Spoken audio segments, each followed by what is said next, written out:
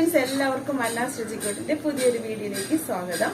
ഇന്ന് നമ്മൾ ചെയ്യാൻ പോകുന്നത് മട്ടന്റെ പോട്ടിയില്ലേ, അതായത് മട്ടന്റെ കുടല്, ആ പോട്ടി വെച്ച് വരട്ടിയതാണ് നമ്മൾ ചെയ്യണം. മട്ടൻ പോട്ടി വരട്ടിയത്. അപ്പൊ എളുപ്പത്തിൽ ചെയ്യാൻ പറ്റുന്ന, എല്ലാവർക്കും അധികം നമ്മൾ സാധാരണ പോട്ടി ഉണ്ടാക്കുന്നത് കറി വറുത്തരച്ചൊക്കെ കറി വെക്കും.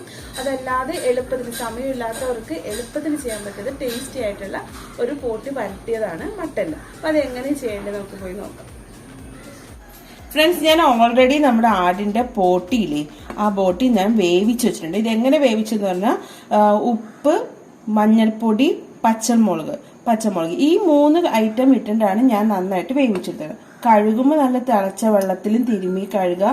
കുറച്ച് വിനീഗർ കൂടി ഇട്ടിട്ട് ഒന്ന് തിരുമ്മി കഴുകുകയാണെങ്കിൽ അതിന്റെ ആ ഒരു സ്മെല്ലൊക്കെ ഉണ്ടെങ്കിൽ അതൊക്കെ മാറി കിട്ടും, നല്ല ക്ലീൻ ആക്കി കിട്ടുകയും ചെയ്യും. പിന്നെ നമ്മൾ ഓൾറെഡി വേവിച്ച് ഇതുപോലെ വെക്കണം കേട്ടോ. ഒരു 7-8 സ്റ്റീമൊക്കെ ഇട്ട് നന്നായിട്ട് ഞാൻ വേവിച്ച് വെച്ചിട്ടുണ്ട്. ഇനി നമുക്കിത് എങ്ങനെ ചെയ്യണേന്ന് നോക്കാം. ഫ്രണ്ട്സ്, ഞാനൊരു കടായി വെച്ചിട്ടുണ്ട് കേട്ടോ ചൂടാവാൻ വേണ്ടി. അതിലേക്ക് നമുക്ക് ഓയിൽ ഒഴിച്ചു കൊടുക്കാം. ഓയിൽ നിങ്ങൾക്ക് സൺഫ്ലവർ ഓയിലോ വെളിച്ചെണ്ണ ഏതായാലും നമുക്ക് യൂസ് ചെയ്യാം. നിങ്ങൾ ഏത് എപ്പോഴും യൂസ് ചെയ്യണം അത് തന്നെ എടുക്കാം. എണ്ണ ഒന്ന് ചൂടായി വന്നോട്ടെ.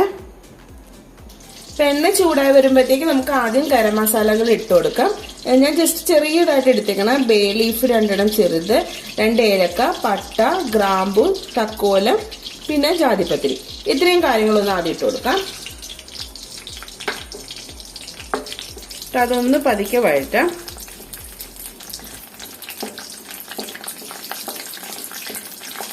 നമുക്കൊരു കറിവേപ്പില ഒരു തണ്ടിട്ട് കൊടുക്കാം.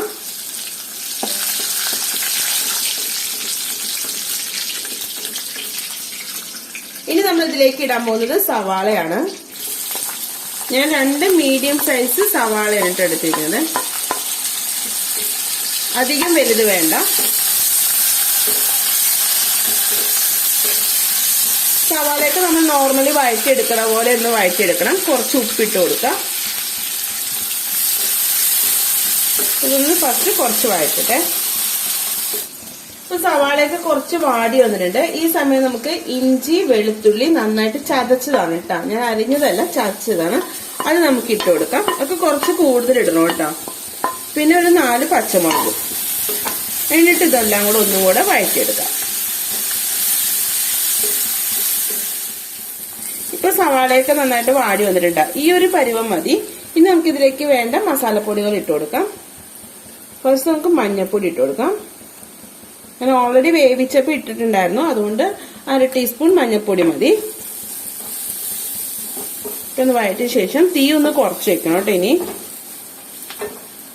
ഇനി നമ്മൾ ഇടാൻ പോകുന്നത് മല്ലിപ്പൊടിയാണ്.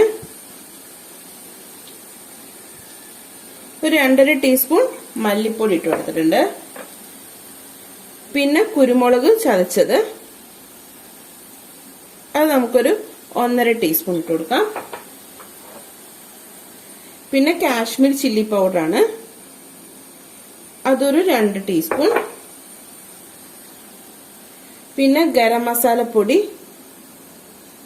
ഒരു 1.5 ടീസ്പൂൺ. പിന്നെ മീറ്റ് മസാലപ്പൊടി ഒരു 2 ടീസ്പൂൺ. ഇത്രയും ഇട്ട് നമുക്കിതൊന്ന് മിക്സ് ചെയ്ത് കൊടുക്കാം.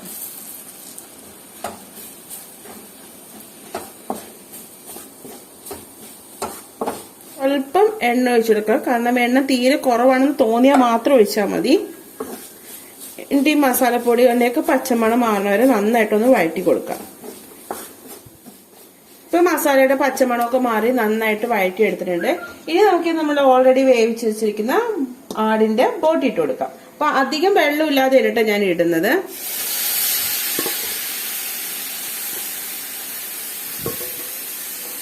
വെള്ളം ആദ്യം തന്നെ നമ്മൾ കുറെ ഒഴിക്കണ്ട, വേണമെങ്കിൽ മാത്രം ആവശ്യത്തിന് ഒഴിച്ചാൽ മതി.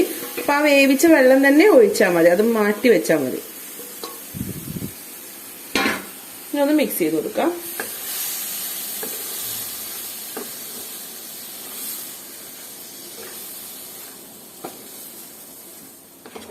ഇപ്പൊ നന്നായിട്ട് മിക്സ് ചെയ്തൊക്കെ നമ്മൾ കൊടുത്തിട്ടുണ്ട്. അപ്പൊ ഉപ്പ് കുറവാണെങ്കിൽ നമ്മൾ ആവശ്യത്തിനുള്ള ഉപ്പ് വേണമെങ്കിൽ ഇട്ട് കൊടുക്കാം. പിന്നെ സ്വല്പം വിനീഗർ,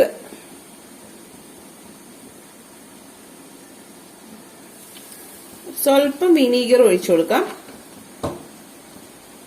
എന്നിട്ട് നന്നായിട്ട് വഴറ്റിക്കൊണ്ടിരിക്കാം.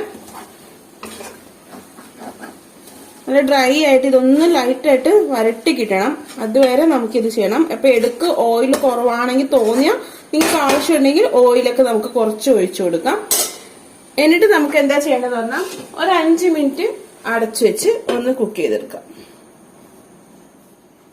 ഇപ്പൊ ഒരു 5 മിനിറ്റ് കഴിഞ്ഞിട്ട് നമുക്ക് ഇനി മൂടി ഓപ്പൺ ചെയ്ത് ഒന്ന് മിക്സ് ചെയ്യണം. ഇനി വഴറ്റി എടുക്കണം.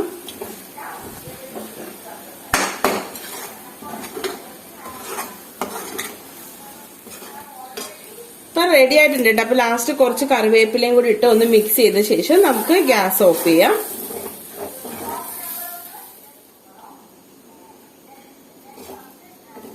ഫ്രണ്ട്സ്, അപ്പൊ നമ്മുടെ ബോട്ടി റെഡി ആയിട്ടുണ്ട്. ഞാനൊരു പാത്രത്തിലേക്ക് മാറ്റിയിട്ടുണ്ട്. വളരെ ടേസ്റ്റി ആൻഡ് ഹെൽത്തി ആയിട്ടുള്ള ഒരു റെസിപ്പിയാണ്. അപ്പൊ എന്റെ ഈ റെസിപ്പി നിങ്ങൾക്ക് ഇഷ്ടപ്പെട്ടാൽ ലൈക്ക് ചെയ്യാനും ഷെയർ ചെയ്യാനും കമന്റ് ചെയ്യാനും മറക്കരുത്.